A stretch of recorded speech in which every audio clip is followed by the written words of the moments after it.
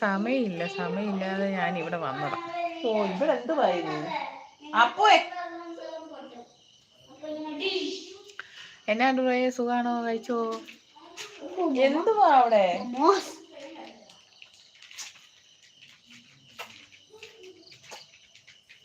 എപ്പോഴും റോഡാണല്ലോ. എന്ത് ചെയ്യാനും സമയം കിട്ടുന്നില്ല എനിക്ക്. എന്താ പറയാന്. എന്തായാലും ഇനി ഒരാഴ്ച, ഇത് വെള്ളിയല്ലേ, അടുത്ത വെള്ളിയാഴ്ച പിന്നെ ഈ സമയം ട്രെയിനേൽ ഈ ഒരു ചെറുക്കനെ കാണാനൊക്കെ ഉണ്ട്. എത്ര ദിവസം കൊണ്ട് ഞാനും വിചാരിക്കുമെന്നറിയാം, ഇവനെ കാണാൻ. എനിക്കറിയത്തില്ല പറ്റുമോ. തിരക്കോട് തരാൻ ഇവിടെ ഓട്ടമായിരുന്നു ഒരു ബർത്ത് സർട്ടിഫിക്കറ്റിന് വേണ്ടി. ഇന്ന് അത് ശരിയായി, ബർത്ത് സർട്ടിഫിക്കറ്റും ശരിയായി, പിന്നെ അവൻ്റെ ആധാർ കാർഡിനും കൊടുത്ത് സമാധാനമായി. അതുകൊണ്ട് ആ ഓരോ ഓട്ടം അങ്ങ് നിന്ന്. ഇനി 1 വീക്ക് കൂടെ ഉള്ളു.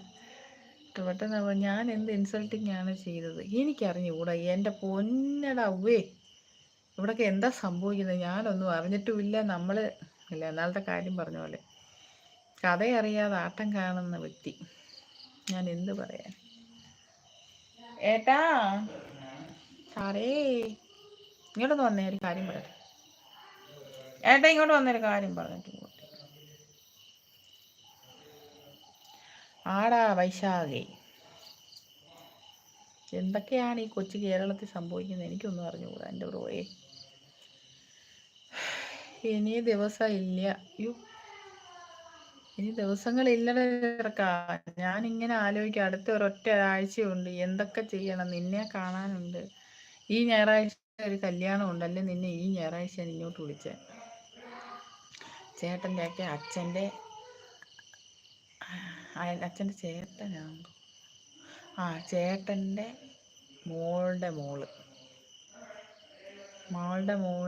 കല്യാണം ആണ് മറ്റന്നാളിൽ. അതായത് പെങ്ങടെ മോടെ കല്യാണമാണ് മറ്റന്നാളിൽ. അല്ലെങ്കിൽ ഈ സൺഡേ നിന്നെ ഞാനിവിടെ വിളിപ്പിച്ചേനെ. വാട്ട് ഹാപ്പൻഡ് എനിക്കൊന്നും അറിഞ്ഞു. ഇവരെല്ലാം വന്ന് പറയുന്നത് ഞാൻ കേൾക്കുന്നു. എനിക്ക് ഇതിനെക്കുറിച്ച് ആരെന്ത് ചെയ്തു എന്നൊന്നും എനിക്കറിയില്ല. ഞാൻ ഒരാടെ പോലും ലൈവിൽ പോകാൻ എനിക്കിപ്പോൾ പറ്റുന്ന പോലുമില്ല. കാണുന്നതിനകത്ത് ഞാൻ മിണ്ടാറില്ല. ഞാൻ നേരെ കയറി ലൈക്ക് അടിക്കുക പോരുക. ഞാൻ വരുന്ന സമയത്ത് എപ്പോഴേലും ഉണ്ടെങ്കിൽ ലൈക്ക് അടിക്കും. ഞാനൊന്നും പറയത്തില്ല കേട്ടോ. കാരണം വന്നു കഴിഞ്ഞാൽ ചോദിക്കുന്നതിനെല്ലാം ഞാൻ പിന്നെ കുറേ സമയം നിൽക്കേണ്ടി വരും. പിന്നെ അത് വീണ്ടും സമയം പോകത്തുള്ളൂ. അതുകൊണ്ട് ഇനി ഉത്തരാഖണ്ഡ് ചെന്നിട്ട് വേണം എല്ലാം നമുക്കൊന്ന് റെഡിയാക്കാൻ. അപ്പോഴത്തേന് പലരും മറന്നു പോകുമെന്ന് തോന്നുന്നു. 1 മാസം കൊണ്ട് എന്തോ പറയാൻ.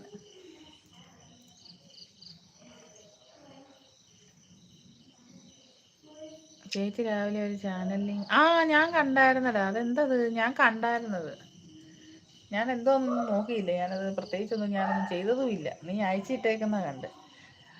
കണ്ണനൊരു മെസ്സേജ് അയച്ചെന്നൊക്കെ പോലും അതിനൊരു മറുപടി കൊടുക്കാൻ പോലും പറ്റിയില്ല. ഇന്നാണ് നോക്കുന്നത്. 2 ദിവസം അതിനയച്ചിട്ട്.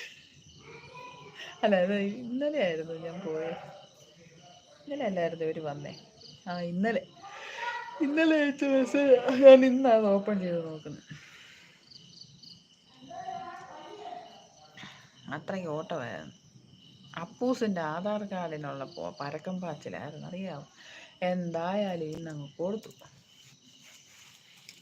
ഉള്ള ലൈറ്റെല്ലാം വന്ന് ഓണാക്കി ഇട്ടിട്ട് പോയി. വണ്ടിയിലൊക്കെ പോയി. ഒരു ക്രഷ് അടിച്ചെന്ന് പറഞ്ഞു. ഉണ്ടടാ. സ്റ്റുഡിയോ അവിടെ റെഡിയല്ലേ നെക്സ്റ്റ് വീക്ക്. പിന്നെ അവിടെ ചെന്നിനിയെല്ലാം തൂത്തുവാരണം, തുടയ്ക്കണം, തുണിയെല്ലാം കഴുകണം. അയ്യോ എൻ്റെ പൊന്നമ്മച്ചി, എനിക്ക് വയ്യ ഓർത്തിട്ട് തന്നെ. ഈ പിള്ളേരെ യൂണിഫോം കിടപ്പുണ്ട് ബുധനാഴ്ചത്തേക്കുള്ള. അതെന്തായാലും കഴുകിയിട്ടേ പറ്റത്തുള്ളൂ.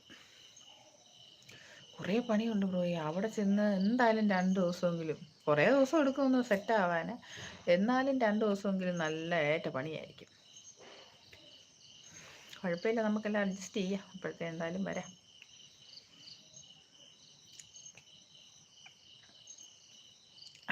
അതാണ് ലിങ്ക് അയച്ചേന്ന്. എന്നിട്ട് ക്രഷ് അടിച്ചിട്ട് എങ്ങോട്ട് പോയി?